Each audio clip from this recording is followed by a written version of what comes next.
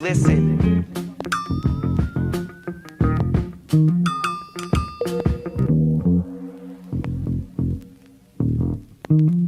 I spent my whole damn life in the city.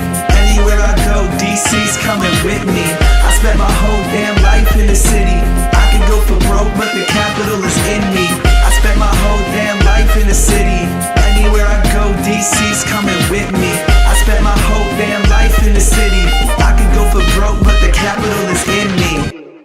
Welcome, everyone, to District Divided, a DC sports podcast. I am Amit. That is K-Dot. K-Dot, how are you doing today, sir? I'm slightly better than the last time we did a show. See, I've gone to dark gray. I'm slowly moving up. Color. Yeah. And I've got my almost Dragon Ball Z inspired District Divided previous logo on. This hoodie over here. This episode is about the Eagles. So the Philadelphia Eagles are going to be coming to town Sunday, 1 p.m. and we have to play them. So we're going to preview that matchup, and we're going to get into the Commanders offense against the Eagles defense, Eagles offense against the Commanders defense, and then we will give you our prediction as well. Maybe get into a little bit of the coaching, as we alluded to on Misery Monday, talking about the Lions and how we were severely outclassed in the coaching department. But yeah. Anyway, we're going to get into it now. So currently the odds are Commanders plus 6.5, meaning that they need to lose by 6 or less for that bet to be good. And the over-under, I believe, is at 47.5 for the game, the entire game total. K-Dot, you want to begin with the Commanders offense or the Eagles offense? I don't care. I'll let you pick today. Just pick one. All right, we'll go. Let's end on a high. So let's go Eagles offense. Okay. Start against our defense. So, as folks may know, the Eagles offense has looked very good so far. They have beaten the Detroit Lions and put up 38 points there. They beat the Vikings and won very handily over there. Yep.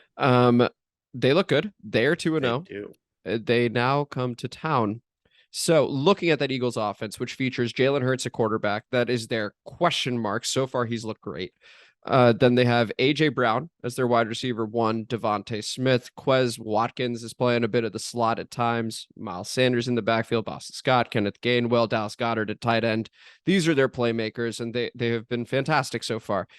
K-Dot, let's just talk about the Eagles offense for a moment before we get into our favorite topic, the Commanders defense. What do you make of this Eagles offense this year so far? Terrifying.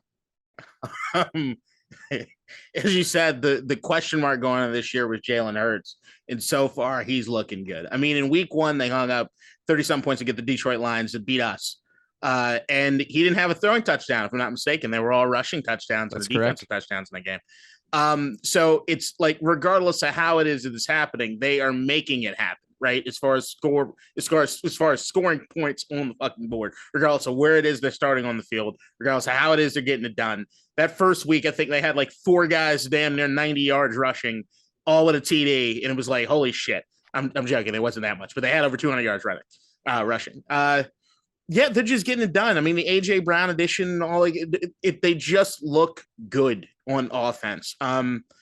And really, it's a terrifying thing seeing what Washington has done the last 2 weeks, to know that you have a team that is significantly better than the other 2 teams that we've played, that have an offense moving and have a team that can finish drives, unlike in that Jacksonville game where they had a bunch of mental errors or hiccups going into the end zone. Philadelphia is not one to lead points on the board. Yeah, no, that's an excellent point. And again, like you said, they have gotten off to a fantastic start, and they're one question mark for the season. They have 2 first-round picks, and a lot of the conversation has been, if Jalen Hurts does not perform to expectation, well, then they can just move up and get a quarterback of their choice. So that's why he's sort of the question mark right now, because you look at this roster for the Eagles, and it is, I mean, top to bottom, it is stacked. Yeah, there's definitely a tall task for our Commanders. So let's talk about our defense here. And so I wanted to just highlight very quickly the injury report. So there's Casey Toohill, who has not practiced the last couple days. Daniel Wise has not practiced the last couple days. And James Smith-Williams was added with an ab injury, limited in practice on Thursday. Fortunately, Jonathan Allen, full participant Wednesday and Thursday. But more problems on the defensive line, K-Dot. How do you think they're going to fare? Not well. Yeah. All right. Not well. I mean, that's the thing is that so the issue with the Washington defense has been the defensive line not doing well as far as run support at all, as far as what they need to do as far as those gaps. You've got the Philadelphia Eagles coming to town with Jalen Hurts that can run the football, Miles Sanders can run the football, Boston Scott that can run the football, Kenneth, whatever his name is, that can run the football. Gainwell, yeah. That's terrifying, knowing that we're not 100% there, and even when we are 100%, we don't necessarily look good doing it. So Lord knows what those rushing lanes are going to look like after we saw what DeAndre Swift looked like last week. And then beyond that, all right, the defensive line might look pretty good sometimes as far as pass rush, but then the issue with that is that everybody in the secondary has done a very, very shitty job as far as anything coverage wise, right? We've been a terrible coverage team. Yeah. So if you can't do that, if you can't get home because they can throw the ball 5 to 10 yards down the field like they have in the last couple games, like every team that we come against in the last couple games, and then get all the yak, I'm sorry, DeVonta Smith is faster than anybody we faced so far. Yeah, I would agree with that. AJ Brown's a fucking dog. Best receiver we played. Those guys, as far as what they can do in the yak game, scary. Imagine just how many times we could probably see Montez Sweat in the frame with an arm right there near Jalen Hurts. Ball gets past 6 yards, and DeVonta Smith is taking it to the house. Like that's something that I can absolutely see happening. And their Washington defense will give me no reason to not think it might happen quite often. Yeah. No, I think that's a really, really good point. So yeah, defensive line is a bit banged up. Good news, very, very good news is Kam Curl will be playing on Sunday. So it'll be really nice to have him back. And that should certainly help the secondary, maybe even help the linebackers out too, because maybe Derek Forrest can play a little more closer to the line and we can start getting a bit more creative with that. So that's going to help Jack Del Rio a whole bunch, hopefully. But yeah, I mean, when you look at it on paper, when you look at how we performed the first couple of weeks, if you're a fan of this team, this Commanders team, you have every reason to be worried. You have every reason to feel scared about this Eagles offense. But that's why they play the game. It's not done on paper. So we'll end up seeing what happens on Sunday. But if you look again at the way this secondary is played and people are open very, very quickly. Yep. DeVonta Smith is a fantastic receiver. AJ Brown, even better. And Quez Watkins caught a long touchdown against Minnesota where it was just a busted coverage and, he scores. So a lot we have to contend with. And probably the worst part about it is we can't even force them to throw. Right. We're giving up close to 6 yards a pop, maybe even more. Mm-hmm. It's really close to that number. And with a team like the Eagles with Miles Sanders, Kenneth Gainwell, Boston Scott, who they are consistently rotating to keep fresh, and then Jalen can just tuck it and take it himself. It's a very tall order. I'm curious to see how Del Rio does, especially amidst all the criticism that he and Ron took for coaching in the past week. So we're going to see what happens over there. Let's flip the script and let's talk about the good stuff, right? So the Commanders offense against this Philadelphia Eagles defense. K-Dot, I want you to talk about the Commanders offense a little bit. Why don't you go ahead, say what you've liked, what you haven't liked, etc. I'll talk a bit about the Eagles defense right after. All right. So Commanders offense has looked at times absolutely amazing. I mean, right now, where are we ranked? I forget to pull it up. It's top 10, top 5, I think. Well, at least top 10 in offense right now. And that's the thing is the weapons galore, right? Like what we've been able to do on offense when things are running okay, which has been majority of this season, actually. We've looked phenomenal. I mean, you look at last game and what we've had as far as in the Detroit Lions game, we talk about that first quarter that kind of went shit before the 12-0 and 12-0 Detroit lead, and we didn't really get it going in the second half. We talked about it last episode, was that you had Scott Turner not necessarily making the adjustments fast enough with what he needed to do to get out of that pass rush that they were doing, which is just get the ball out in the flats. You've got a ton of guys who receive out of the backfield that can get the ball on end arounds, things like that, to keep that defense at bay. It took them entirely too long to get to the point where they made the adjustment to do it.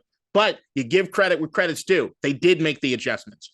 And that gives me hope that at least he sees what can be done or what needs to be done necessarily quicker than he did last week. And hopefully it progresses in that way.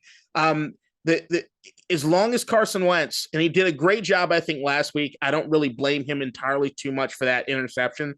He had to get it over to two receiver. He had to get it over two defenders. Logan Thomas is a really tall fucking dude.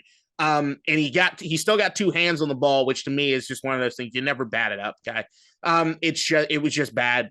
But the rest of the game, he looked pretty on there. I mean, maybe one or two balls you see go a little high, which is what he's normally used to. But overall, did a damn good job. The Jacksonville game, same way. Couple balls go a little high, but overall had a pretty damn good stat line. I mean, you had those back-to-back interceptions were absolute dog shit. And that's the only thing that we have to really concern ourselves with when we talked about going into Detroit game. Carson needs to take care of the football. This is not a team that you can allow to get these turnovers, because right now it looks like we've got to be in a shootout to win these games. And that is every opportunity ending in points and not turning the ball over for them to turn them into points. Yeah, very well said. And on that point about Carson Wentz, I think the only reason he is not considered elite is that high miss sometimes. Like that is consistent in his game. And if he can clean that up, then I just want to shout out Carson Wentz for a moment. Yeah, we've played Jacksonville. Yeah, we've played Detroit, but he has played really well overall. There've been a couple moments where, yeah, there's been a pick here and there, but in Jacksonville, he got us out of it, right? And then against Detroit, he almost played near perfect football in that second half. So it's nice and refreshing to have a QB that I think you and I both do believe in and have a level of trust in already. It seems like a lot of other fans, when I look on Twitter, are echoing the same sentiments. It's nice to see our fan base go, hey, there are a bunch of Carson Wentz jokes out there, but watching the game, it's not his fault. Right. It's not his fault. So that's great. What about the run game with Antonio Gibson, with JD McKissic got a little more involved last week? What do you make of that? Do you think we need to utilize that a bit more against Philadelphia, or what do you? It has to be established in some sort of way, right? Like one would hope, hey, we'll be in this, they'll be low scoring at the very beginning so we can continue our run game throughout, or at least be close, right? I think we're all under the guise of the idea that we're down some points soon, which means we'll probably be in the air quite a bit. But there needs to be consistency from the running back position. I understand with Brian Robinson not being there, it's really hard with what you can see. They're kind of scheming for Antonio Gibson to not be a standard 3-down back. That it's sort of like reintegrating the offensive playbook to a guy that's not there right now. But hey, injuries, shit happens, and we've got to make the adjustments. We need to look better and more consistent with the run game. The offensive line does just not look like they've had the push needed to really establish it. I haven't seen a whole lot of running lanes, period. But if we maybe until at least Brian can get back, if we can look to what we've done even historically the last 2 years, which is use Antonio in a more traditional role and get J.D. McKissic involved in the passing game just a bit more, which we did see a bit more in the Detroit game than we did the Jacksonville game. But you can see it's almost looked as though he's almost an afterthought. They're kind of, oh, yeah, we forgot about this guy. Put him back in there. He needs to be more of a focal point. You have Antonio do more traditional things. He's proven that he's not good at it. I wouldn't even say he's really good at it. He could be okay at it.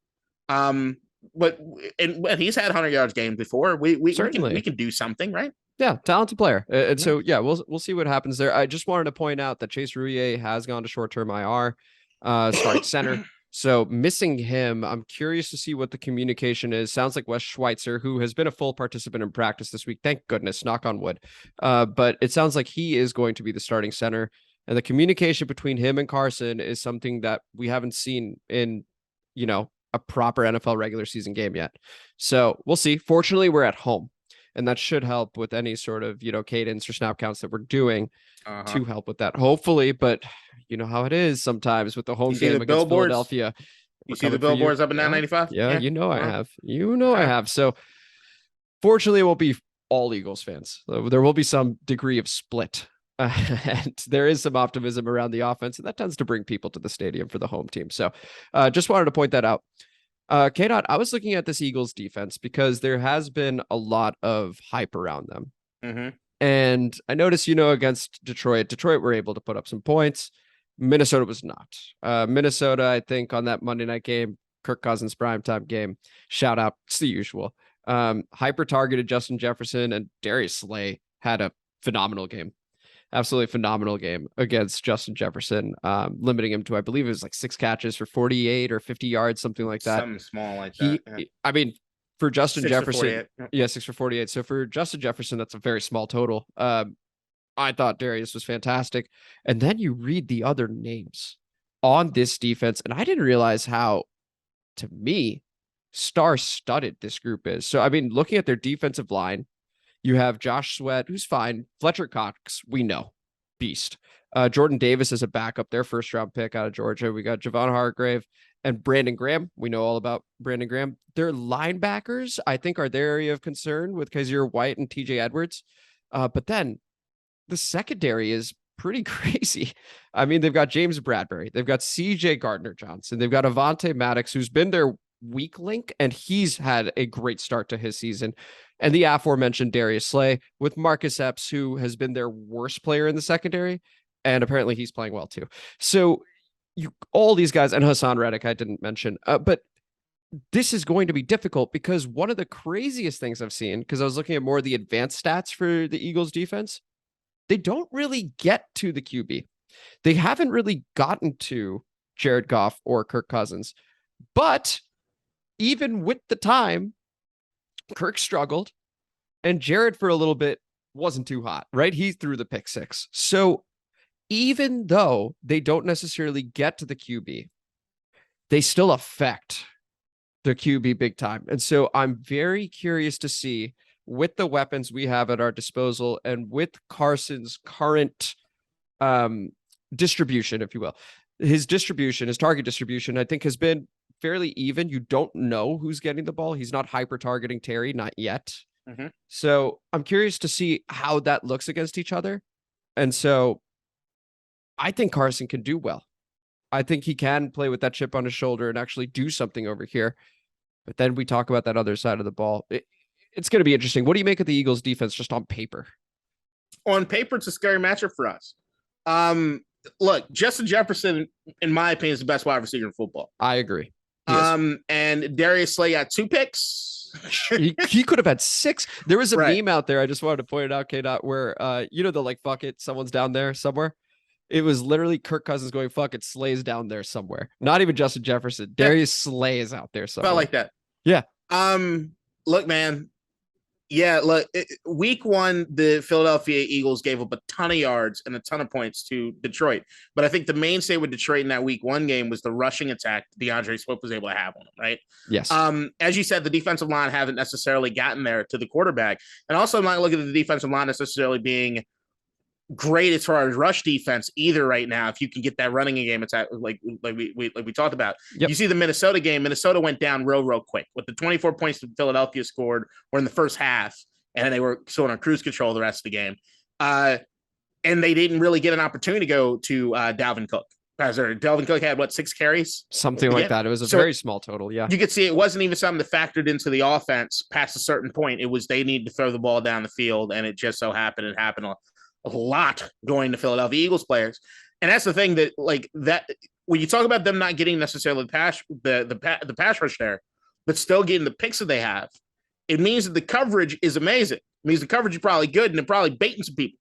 And if there's anybody that looks like they could probably be baited into doing something stupid, it's our quarterback, Carson Wentz. So that's the thing, is that Carson has to have an amazing game on one thing, probably more than any other thing. You just take care of the football. And that's where I go to. I think what needs to happen in this attack is going to be a lot of shallow, short stuff. Get the ball in the hands of the playmakers early and quick and let them boys go out there and do stuff. Okay. So you're saying a key to the game on offense is get it to the playmakers, even if it's short, and just let them yak it up if they can. Cook. Okay. So that would be Curtis. That would be Jahan. That would be Terry. Maybe some screens. That would be Gibson out of the backfield. That would be McKissick out of the backfield. Have fun with it, Scott. Yeah. Honestly, cut it loose, because no one has any expectations on the defense. So whatever you do on offense, just, try and get some rhythm in there. But trust me, you know the same way I do. You can picture it right now. Carson Wentz drops back to throw something deep, and you're going to hold your breath. And it's going to happen every time. Yep. Now, I will say, to Terry McLaurin's point and case here, he has dominated Darius Slay. He seems to play him pretty well. So it's, I know we're sort of gushing about the Eagles. They're 2-0. They're playing well so far. But we do have a bona fide wide receiver 1 that knows how to play this guy. And he's no stranger to it. He's not even a stranger to James Bradbury from his New York days. Terry can take it to any one of these guys. So this is where you need Terry to shine, to get open, and to, trust me, FedExField, whatever the split may be in terms of Commanders fans to Eagles fans, you're going to hear those Commanders fans every single time Terry touches the ball. He is sort of the heart and soul of that offense. It's not Gibson. It's not Carson. Carson will excite. Dotson's starting to get there. Can we just talk about Jahan Dotson for a moment? How good has he been so far? Amazing. What, he's got more touchdowns than anyone in NFL history through his first 2 games or something. Yeah. Oh my gosh. So smooth. And you know what? I did a little victory lap. And for those of you that didn't see it, we gushed about Jahan Dotson once we drafted him. I know it was difficult we wanted Kyle Hamilton, who's, I think, had a bit of a rough start to the Ravens. Are just too young in the secondary. Everybody's struggling right now. Yeah. But we were talking about Jahan and trying to find weaknesses. And we were like, we can't find weaknesses. It's not that he's going to wow you with elite speed or elite hands or elite anything, but he's very good at everything. And he's good at everything, but the thing that streaks out to me is that every time he does something, I'm reminded of what Terry looked like when he was a rookie in demeanor. These guys feel like 8-year vets. They don't feel like rookies. They don't act like rookies. They feel very professional. That touchdown that John had in that Detroit game, where he had to reach back across his body because the ball wasn't on, you can just see the laser focus that he has where nothing is too big for him. And that's what you need at that position, is you need to be able to know that if I get the ball to you or anything, I can rely on you. And that's what Dotson and Terry both bring in spades. We can rely on you. Absolutely. Very, what Aaron Rodgers needs. Oh, badly. And we talked about it even in that draft episode. Hey, guess what? If we don't take Jahan's leap might be a top 5 receiver in yardage right now. If he's in Green Bay. He's certainly not dropping the deep ball Christian Watson did. Nope. No chance. So thank God we have this guy. So between him and Terry, and if Curtis stays healthy as he has so far, it's a scary offense, and it's okay to admit that. You know, it really is a fun offense, and I'm looking forward to seeing more.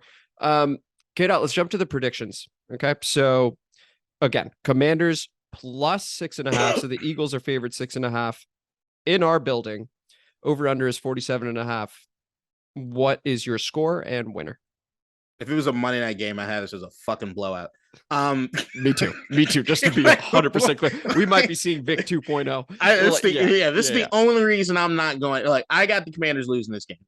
I just don't think the defense is there right now, but I am hopeful that it's not a blowout because I believe in this offense and I think Carson's getting better. This game, my prediction's more of this is my hope for what lies ahead for us, in the sense that we can hang our hat on something positive coming out of this game on offense. So we're going high scoring again. Let's go 38-32. Eagles win. Okay. Eagles by 6. Commanders with the half-point cover and obliterating the over. Just enough. Just enough. So funnily enough, I also have an Eagles win by 6 points. I think that it is going to be, initially I was thinking 30-24. I think more like 27-21 is what I'm thinking. I do think that we hold Philly to under 30 points, which is a small win for the Commanders defense because it is a loaded offense. And I do think Carson does have 3 touchdowns. I don't know to who. I don't know that it's going to be one each necessarily. This could be a Terry game, you know, been kind of quiet, even though he's been scoring. Like, he's so good. Yeah, I'm going 27-21 Philly. The question I have for you, K-Dot, is what do we need to do to win? Like, what's the one sort of, whether it be a stat or offensive or defensive approach do we need to take and execute on in order to win this game? I think with no turnovers. No turnovers. Yeah. I think if we can be plus in the turnover category, which I know Booger McFarland level of insight there, right? If you can be plus in the if you score more points than the other team. Yeah. That to me would be significant. If we can say something positive about something that happened on defense, we can win. Yeah. I don't see it happening, but I think that if we can if we can be plus in the turnovers, it'd be huge. I think whenever you see really good teams, even good teams, lose when they're favorites to maybe mediocre teams or teams that are struggling, I always look to time of possession. Of course, there's turnovers for sure. Right. I think Gibson and McKissick and whomever else they choose to run, if it's Samuel a whole bunch in almost a Debo role, we need to sustain drives. And of course, ideally touchdowns off of them. But if we can limit the number of possessions that the Eagles have, then we can stay in it. I mean, you even think about the Giants Patriots when the Patriots were undefeated. The Giants sustained so many drives, so many drives that the Patriots only had limited opportunities and then a fresh defensive line, their strength at the time, to be able to rush Brady. So I think that's what it's going to take to keep our defense fresh on the sidelines, to keep that dangerous Eagles offense on the sidelines. Can Gibson do it? I have questions about that, but I think that's what needs to happen. I don't disagree necessarily. No. All right. And one last thing we need to do is the comment mailbag. As always, thank you guys very much for your comments. As always, we have, there's a new one that I did not see. Let's see. And it's a good comment. So we'll get to that in a moment. I haven't responded because I feel like Tony has one, but like it disappeared. Oh, okay. Oh no, I found it. All right, cool. So we're gonna begin with Johnny Otto. Johnny, thank you for commenting multiple times now. Really appreciate it. Johnny. So Johnny Otto. Johnny Otto. It's a cool name. It's cool. It can't be like Johnny Utah. Johnny Utah. Shout out Keanu. I think Detroit was a learning experience for Washington. They will come out swinging on the Eagles. And he actually brings up a good point, which is that one of the things Johnny would also be alluding to is it's a division game. And sometimes you just throw out the records, you just throw out the stats, and you go, we know these guys. Right? Typically Philadelphia, yeah. Yeah. But like you look at Jacksonville and Indy. Hey, shout out Jim Irsay. Matt Ryan looks spectacular. Hey, fuck you. I'm not doing that. I like Matt Ryan. A lot. I do too. Jim Irsay is just an idiot, and he wanted to blame. And Pittman didn't play, but how about Pittman didn't play? And how about you give Jonathan Taylor the ball more than 6 times? Listen, Frank Reich is a problem. Reich, yeah, no, Frank Reich is in some trouble there. But yeah, but just to the point, right? Whenever Indy goes to Jacksonville, it's magic, but Jacksonville will not only beat them, but sometimes shut them out. But with Philadelphia is usually the team that, regardless of what's happening, gets right on us. Yeah, typically. Okay, but just to say that there is maybe I haven't seen it go the other way around, really. I agree with you. I completely agree with New York. Okay, I was just looking for a glimmer of hope there. Johnny, thank you for the comment. Really appreciate it. And then, but Tony, Johnny, they're not swinging. Yeah, I mean, the offense needs to go out swinging. I don't know what the defense is going to do. Rush Jamin Davis more. How about that? He looked good rushing the QB. He looks great. He's that fast. Yeah, let's do more of that, especially because he might actually have the speed to contain Jalen. Got it. Do you want David Mayo out there covering? Another key point. Let Jamin rush every fucking play. It doesn't matter. Just let him, because then we don't need to hear about the coverage and being in the wrong spot. You know where the right spot is? Chase Jalen the whole game. They probably need to do is along the lines of what we used to do years back. I go back to Greg Williams with the defense. Yeah. Like that +1, right? Every down you had one guy blitzing. At least one guy blitzing every single down.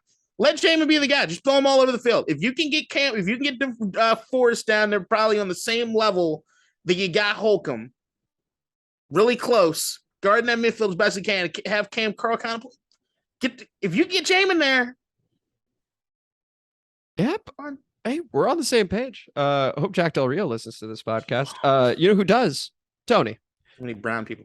What's up, Tony? How you doing, man? Thanks as always for the comment. Really appreciate it. And here it is. Tony writes, have you noticed how nobody on our defense gets hyped after a good play? There's no fire in our defense. Nobody to get a spark going. No dog mentality. Uninspired football. He wasn't great, but we need a dog like DJ Swearinger right now. And Jamin was better against the Lions, but he's in the wrong spot or late 85% of the time, to your point last week, K-Dot, or on Monday. No instincts, or is he overthinking a complicated defense? And why don't we play to players' strengths? Our coaches would ruin Micah Parsons' career. Yeah, no, they probably have Micah Parsons just playing in coverage and like not being able to do anything. Yeah, I mean, I can't deny any of that shit. Oh, that made me angry. Not the question, just what I think No, about when the Micah Parsons thing. I think I think Tony's got an excellent point. I think there's a point. I think look, the no fire thing is something we alluded to. It was the last episode before last, and something you brought up, which was the comments Jack Del Rio made in the offseason, right? Mm-hmm. That vibe ever since then has given me that these guys are just not close with the defensive staff, and the defense staff is just not close with players. And if that's the case, that energy you're probably not getting, which is why they probably kept Warren Sapp around the team for as long in that training camp, was because he at least knew how to light a fire or get these guys kind of playing a little loose. And it just hasn't happened. I haven't seen this team play loose on defense since 2020. And I don't really recall Jack Del Rio doing anything crazy on the sidelines or anything like that. It was more Chase Young just keeping these guys energized. And maybe that alone is something that we need. Him on that defense. He's going to make a huge difference just from the energy standpoint. An energy standpoint. Right. It has to, because it's just, we do look uninspired. And you can see that, like I said on the last, when we were talking about the Detroit game, the secondary and what it is they were doing tackling wise, uninspired. I also just want to shout out the defensive line because our defense has looked bad as an overall unit, but they are number one in the NFL right now in terms of QB hits, knockdowns, things like that. Guess what? They're getting there though. But guess what? Go ahead. How sucky does it feel to know that you're that close all the time and you're making those hits and you're giving up points because everything is blown out the back? I agree. It's demoralizing. It has to be for those guys. It has to be. And thank goodness, again, Jonathan Allen and Deron Payne are on that line because they keep going. I don't see any quitting those guys. It's 2 weeks in and you never should. They're professionals, etc. But like, it has to be demoralizing. They are playing very, very well. And I just wanted to note that. They probably need to calm down. When we take shots at, the secondary linebacking core, Del Rio, the one thing we're not doing is taking a shot at this defensive line, which has been, to me, very good. I am for the run. The run is also the linebackers. I get it. Right. We're talking about filling gaps and stuff. And that goes to Del Rio. There's no fucking scheming. He's just letting these guys try to play like he's like, go be freak athletes and get to the quarterback. I don't see any stunts. I don't see any fucking anything. I agree with you. I agree with you. But the defensive line, for what they're being asked to do, high effort. Try less, guys. I'm actually serious. It makes no sense. Just to fill. Okay. Let the secondary kind of fucking figure it out. All right. Let those motherfuckers figure that shit out for a bit. Again, we all pray to Kam Curl this Sunday. Great to have you back, buddy. Now on to, thank you for the comment, Tony. Really appreciate it. Tony. I also just to answer, I don't see any instincts on the field. I think there is some overthinking going on for sure. Right. Especially with a guy as fast as Jamin Davis, who continues to be the scapegoat. Just let him rush a little bit. Just to Tony's point, right? If we don't think Micah Parsons would be Micah Parsons right now over here, what unearthed potential do we currently have with Jamin? Not to say he is, but like he could be better, certainly. If we just play him to his strengths. Simple as that. All right. Blood Clot. Shout out Blood Clot, who has now been regularly commenting as well. After watching Monday Night Football, we're going to get spanked by the Eagles. By the way, my wife is snoring as I'm watching your video. Kindred spirits? There we go. There we go. Appreciate the comment there, Blood Clot. I think he has one more a bit later. Yeah, I think so. Yeah, it's coming in a bit. And then we got Ridge, where your helmet at, with 2 different comments back to back. Shout out Ridge.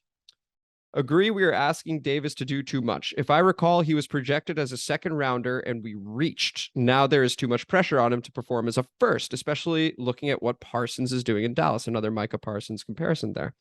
I think he is doing fine for what should be a second round pick, and JDR is just fucking incompetent. I'm not going to disagree with a word of that because Jamin Davis was, in fact, more projected late first, second. So yeah, no, I can't necessarily disagree. And the narrative's fitting more and more each week. Yeah.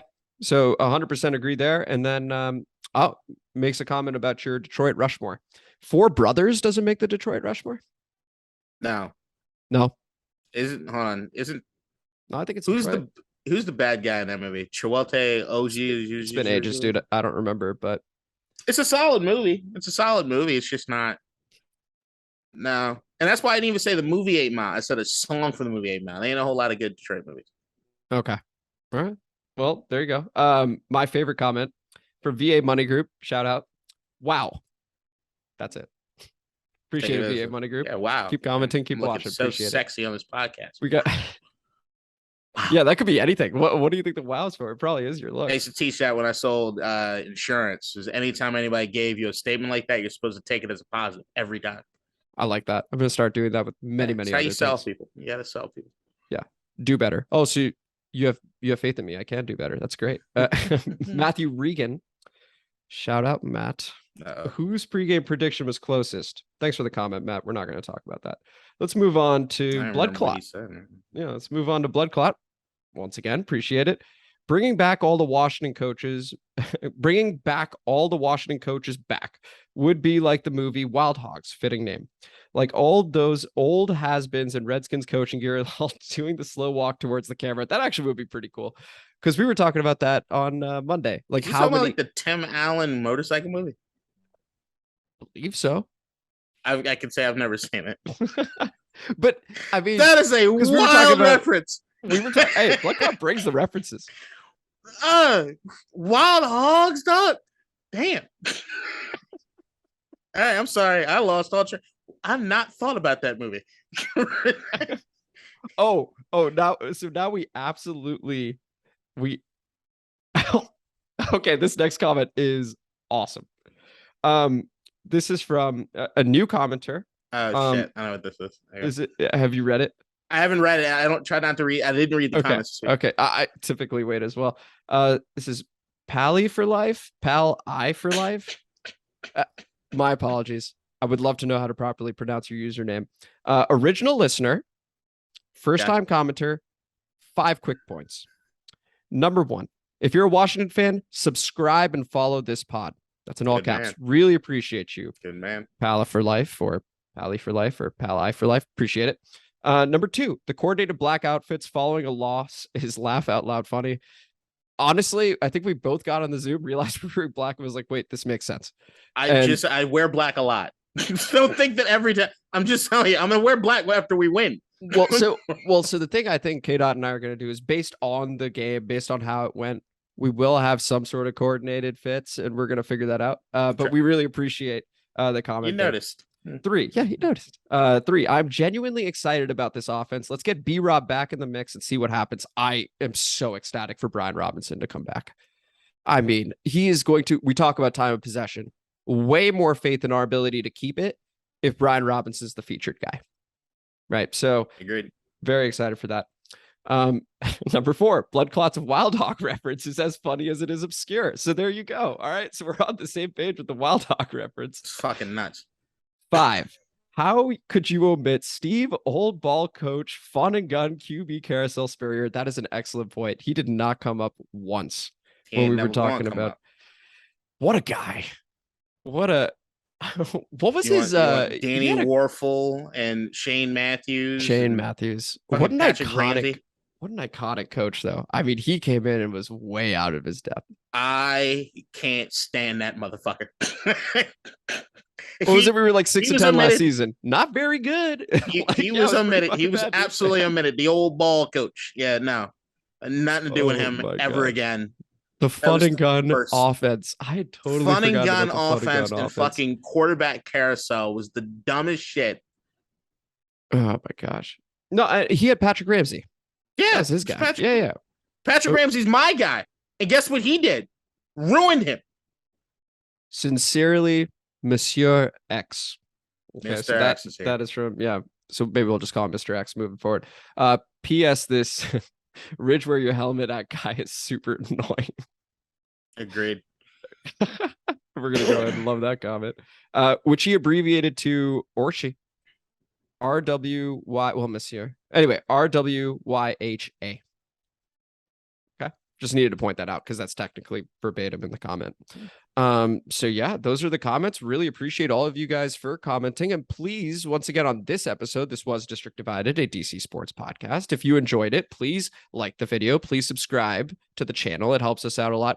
And please comment, because again, that helps with the algorithm. And then we read yours out every week and react to them. Really appreciate you guys for listening. And honestly, like, the last few weeks, I've really appreciated the level of engagement we've gotten each and every episode. So as the views go up and down, whatever, I care more about the comments, honestly, Same because here. then it feels like, hey, now it feels like a community and stuff like that. So we really, really appreciate you guys. And so feel free to comment whatever you want. We read it no matter what. So enjoy the game on Sunday, and we will see you for either a victory Monday or misery Monday. But until then, take it easy. Misery.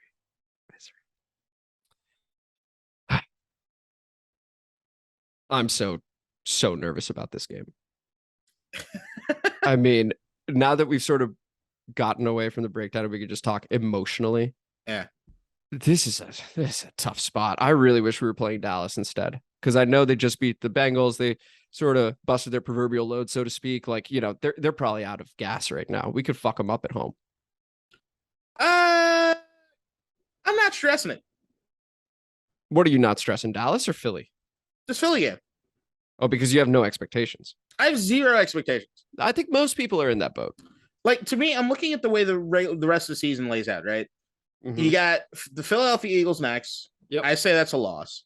You got the Cowboys playing in Dallas. By that time, they're either forcing Dak back or Cooper Rush has another great game. There's at least a lot of talk about replacing Cooper Rush or replacing Dak with Cooper long term because he's white and it's Dallas. So I think you come to a Dallas team that's probably a fucking mess. By that time, they probably forgot how to give the ball to Tony Pollard. So I feel more confident about the Dallas game. I mean, the only thing I think Micah Parsons is going to eat like a motherfucker. But I'm not terrified of their offense. Then you got the Tennessee Titans who look like absolute dog shit. Chicago Bears. Oh my God. Can we talk about the Titans for a moment? Yeah, good. I know the Bills are next level. They definitely are.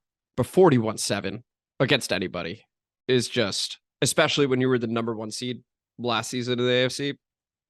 AJ Brown's got to be cracking up, dude. He's with the 2-0 Eagles. Yeah, no. They weren't willing to pay him. And now they're seeing some of the fucking effects, because if AJ Brown's still there, they beat New York. They definitely beat the Giants. I don't know about that. They would have beaten the Giants. Come on. They still lose to Buffalo. But no, I don't know. I think AJ got it at the right time. I think Tannehill's coming back down to earth from like the peaks he could ever get to.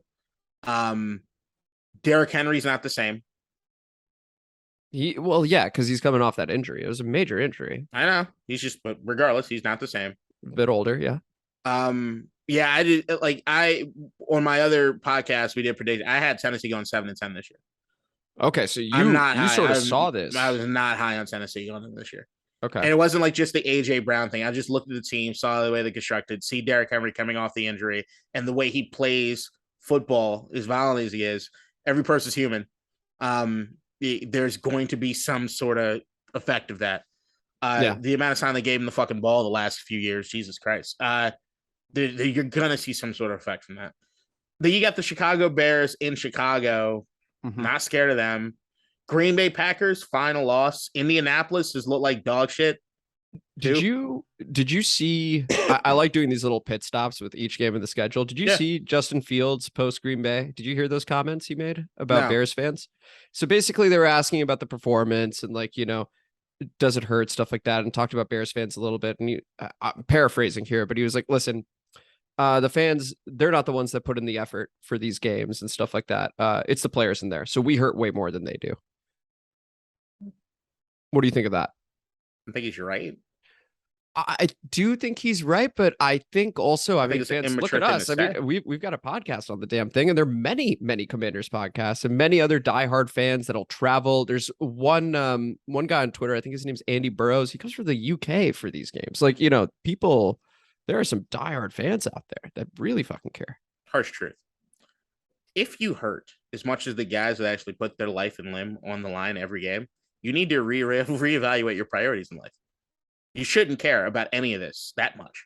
And I get the love, I get the generational shit, I get all that stuff. Right. So like some people, that was how they bonded with their parents. If you stuff put like that much anything into a fucking game, you need to reevaluate yourself. Now, that also being said, that's not something that Justin Fields should ever say out of his mouth, because he should know better. As a quarterback in the face of a franchise, you don't need to say that. Do I think it's the absolute unequivocal truth? Yes. But did you also see? So it was funny because my Twitter feed showed me that. The very next tweet was a man who I think he was 22, decked out in all this Bears gear. And the game's over against the Packers, and his girlfriend or whomever is recording him. And she's like, he is so serious about this team. And he's like, I mean, he's got the like Letterman jacket. He's got wristbands.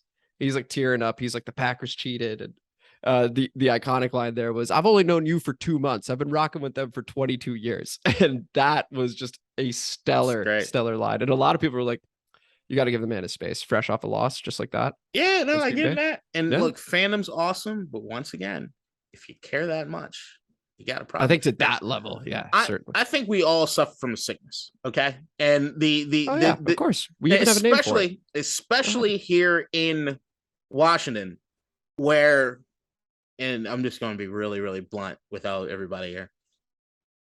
We know the guy who owns this franchise is pretty much literally evil, right? And if we decided we cared enough about the evil shit that he did, and we said we'd never watch a game, never buy any products, never do anything, right? You know, he'd be pretty much out of here within a year. Yeah, but that level of coordinated effort. Got it. But I'm just saying, there's a certain limit to which we care or don't care about things. Sure. And we just need to be honest about it. And in all honesty, we're probably on the wrong side of history with it. And we just got to. Oh, what, with the podcast? Yeah, probably. Yes, we do. Like, I'm not saying. I know. I revel in the fact that I am evil by what it is I do and what it is I think it's all relative. We do preach self-awareness on this podcast. Just I'm not super evil. I'm not like Matt Regan or Hitler. But I'm like minor. God. This is a moment where I realize I maybe should do a little more editing. But I don't, and I won't. You're just gonna keep getting it raw like this. Yeah, no chance. If I find out you're doing it, I'm just gonna fucking go over the top. Next. I know. You're not gonna stop me. You're gonna censor me. But look, man, I'm not gonna go through all the rest of the games. But this Philadelphia, you had it as a win when we were going through? Yeah, I did. Yeah. But well, hey, actually, off of the initial schedule, I'm 2-0. I had the Jags win, had a Lions loss. All right. But so after 3 games, you had us at 2-1. It was going to be. And then 2-2, losing to Dallas. Like, I think the Dallas thing could be a win. So after 4 games, we'll be 2-2. And we're talking about this run defense. They may not even need to throw. Who? Just Zeke and Pollard over. I'm telling you, they don't. It's 1 week. Mike McCarthy will forget that Pollard exists again. I love when he does that. That's one of my favorite things. It's going to happen. It's when he forgets his personnel. That's McCarthy. You saw it in Green Bay. It was basically let Aaron fucking do things. Oh my gosh. Yeah. No, that's fair. I'm like, this game isn't going to stress me out. I think like it could stress me out if it gets close, which is what I think it might do. So I can see myself in the fourth quarter being kind of antsy. But no, man, like we barely won against the Jaguars. We lost and it was bad against Detroit. Obviously, aside from a win, what would success be to you in this game? You like come away from it and you're like, hey, this is cool. What I said in my prediction, if that final score is 38-32, Carson didn't turn over the football, then I know I can trust the offense finally. Okay, so you're looking to trust the offense. I'm looking to completely solidify. I have trust in the offense. And then what I'm going to do on defense is start writing harshly worded letters to Ashburn to get rid of Jack Del Rio, or just wait for Chase Young to come back, and maybe he's the one that kind of sparks something that happens on the defense. But I just want to be able to know for sure I can look at something on this team and believe it. Yeah. No, that's fair. But, I mean, we also need to make sure that when Chase Young's back, Del Rio's not dropping Chase into coverage again. He does that too. It'll 100% happen. Real creative. It'll absolutely happen. It'll absolutely happen. Just get used to it, but I don't want to. That's the point. I mean, I get it, but look, I think Greg Williams actually is available. I'll never get the job, but one can hope. One can hope. Certainly one can hope. It's just it's the defense. Like you said it last episode. Do you think the defense is going to get right?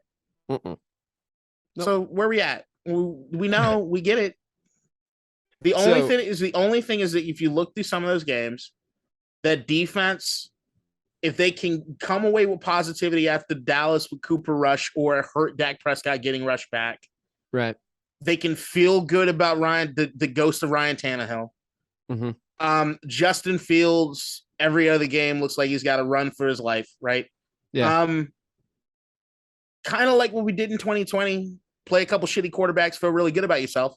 Yeah, that's true. Maybe that's it. Maybe they, and then we're like, oh shit. And then Chase Young's back and they're full of energy and they're playing like fun. Yeah. I mean, Jared Goff's an MVP candidate. So we're I'm just kidding. Plays us every week. Yeah. Anyway, so also just speaking of Dan Snyder and Dan Snyder, was it the Suns and Mercury owner? Was it Sarver? Yeah. Ended up he's selling. He's got to sell. What's it going to take for Dan to sell? Is he officially safe from all this? Like they've had all these investigations and stuff like that. I think Congress is about to turn and stuff like that. Dan Snyder will outlive all of us. If you're listening to this podcast, Dan Snyder will live longer than you. Do you think he listens? You think he's one of the people commenting? I don't think so. I'd imagine he does seek out shit about him. I see him laying down at night with his iPad, going through all the videos and like turning to Tanya and being like, these sons of bitches. They don't. I think she's probably liking the videos though. Tanya is one of the people. Shut the fuck up. You say something else, I'll take half your shit, including half the team. Just keep your mouth shut. I would love if she took half the team. That's the only. Dan just gotta keep her happy. Yep. We know, Tanya. We know you want out. It's.